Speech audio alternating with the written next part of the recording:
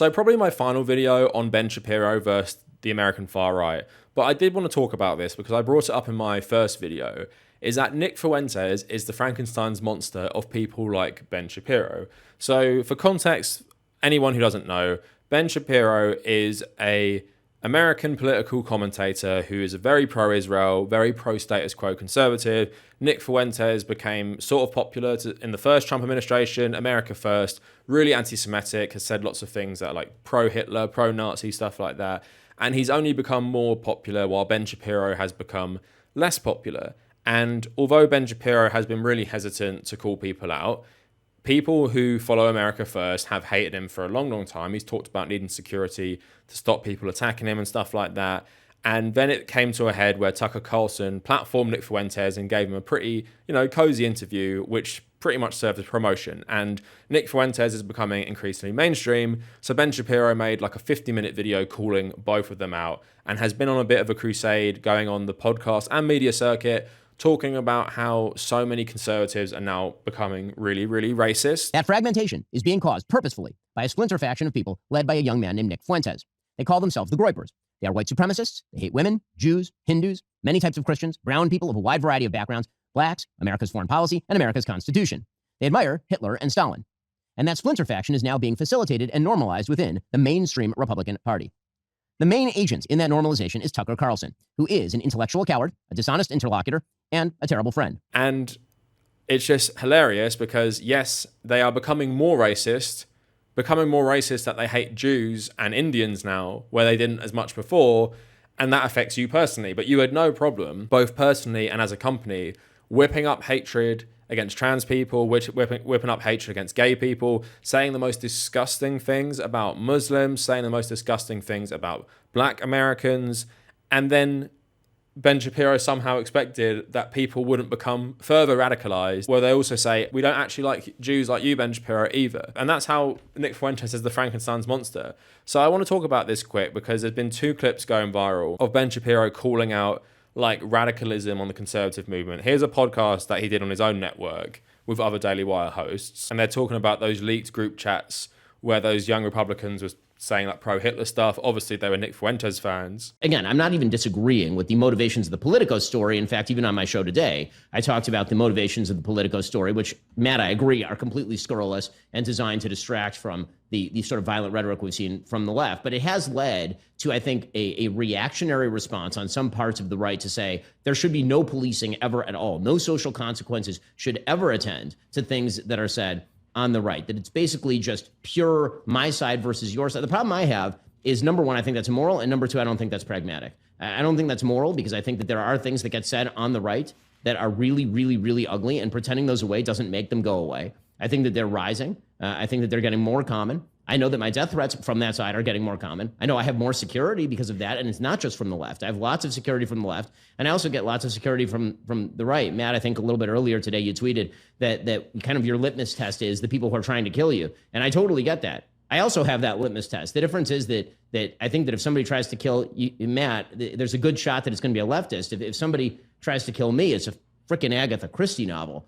I just don't know which direction the bullet is coming from at this point, given the sort of various and sundry radical extremes that exist. I'm not going to say that the right is equivalent to the left in this respect, because I don't think it's been mainstreamed to nearly the same effect on the right that it has been on the left. But to pretend that it has not infiltrated a lot of very important spaces, I think is sort of whistling past the graveyard. So there is Ben Shapiro basically saying that the reason he started calling this out is because it's getting even worse on the right, and it's personally affecting him. Like, he's getting more death threats, so he has to call out racism on the right while allowing it to flourish on the right for years and years and years. Now, also, I've said that he said the most gross things ever, right?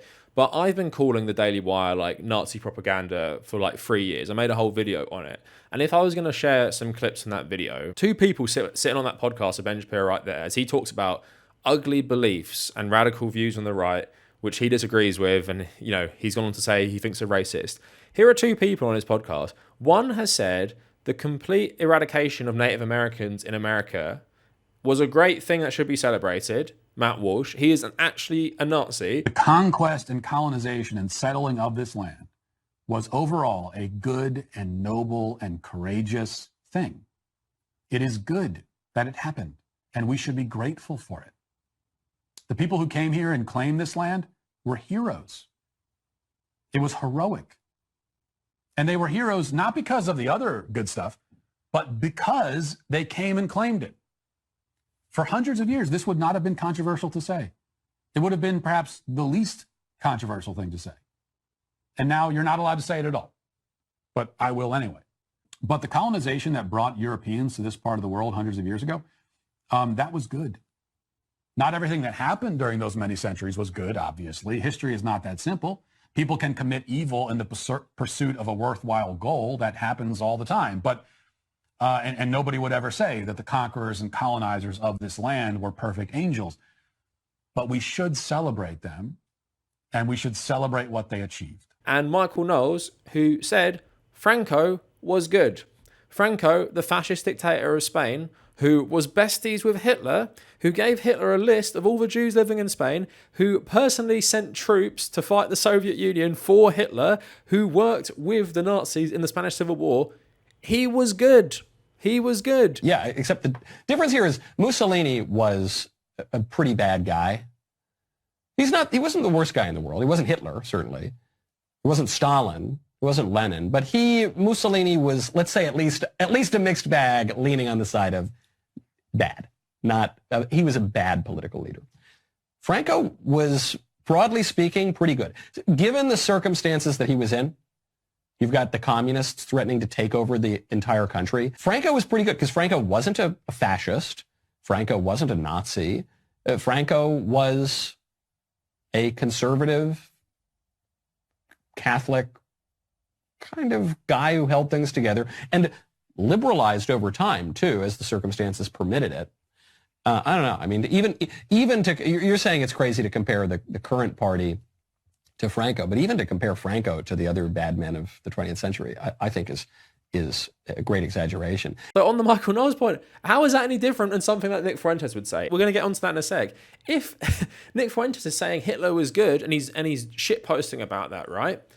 How is it different to one of your hosts saying Franco was good? The only difference is people in America probably don't know who the fuck Franco is, right? And although he doesn't have as high a body count, Franco is in the same league as loads of fascist dictators like Mussolini and Hitler. Just because he didn't have as big an impact on the world doesn't mean ideologically he wasn't similar. He didn't do terrible crimes against humanity.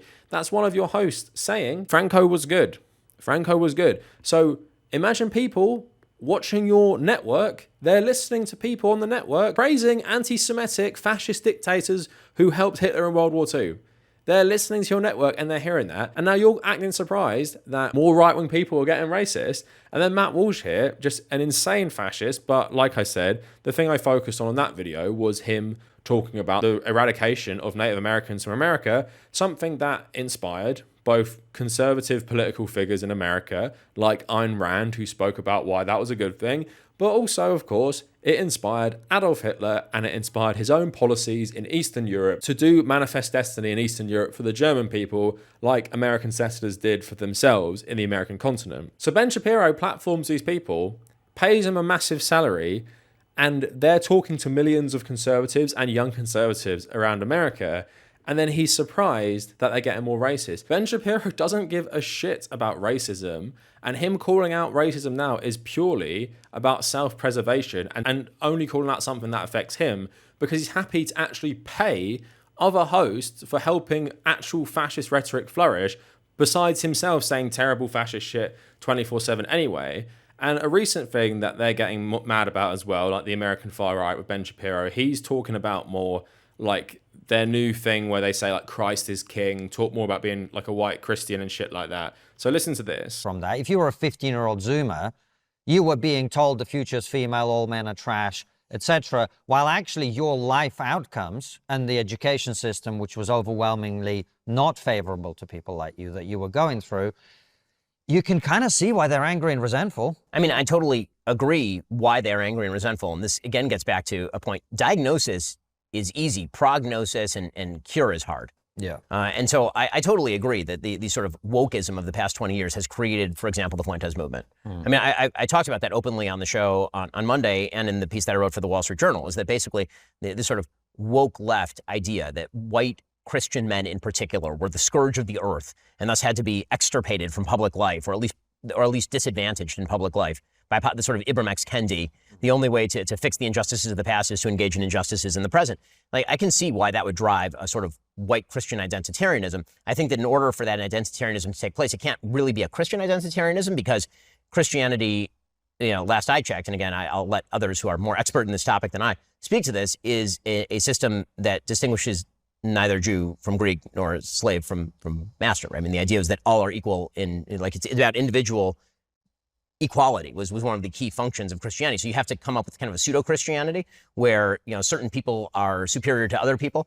And I think that that's a really negative thing, which is why you've seen some systemic immunity to it among more traditional Christian groups, actually. But I think that the move that you see, it is understandable, but the normal curative to woke should be meritocracy. And that's a hard argument to make these days. So I do find it really funny where he's getting rising death threats from the right. He can't stop attacking the left. In the previous clip, he was talking about the violent left constantly sending him death threats, which I really doubt. And in this one, he's trying to talk about how he understands why there has become this fascist movement in America around Christianity, but saying that he doesn't think it should be around Christianity because Christianity preaches equality. But that is just bullshit, because all the Christians on your own network, they don't love everyone equally based on whatever difference. You've been preaching fascist hate for so long, and you have Christian hosts like the two I've just talked about. They've been preaching this hate. So to now say that, oh yeah, like Christianity actually preaches like equality, so if we want this movement based on like white men who are religious, it shouldn't be a Christian one because that's against the teachings of Christianity. It feels like just pure coke from Ben Shapiro realizing that these people won't accept him.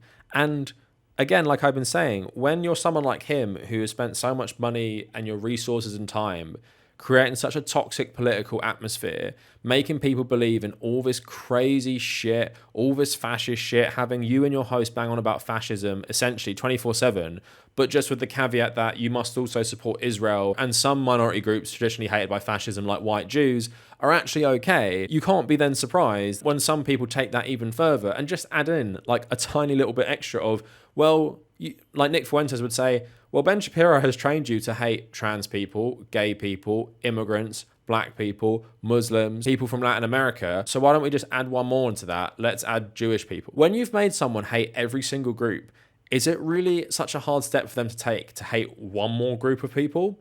Of course it's not. So that's how Nick Fuentes is the Frankenstein's monster, because Ben Shapiro in some ways is a bit of a pioneer with conservative YouTube, and he chose instead of maybe making more like principled conservative economic arguments, he's traditionally doubled down on culture war shit, where he's just been the most unhinged racist.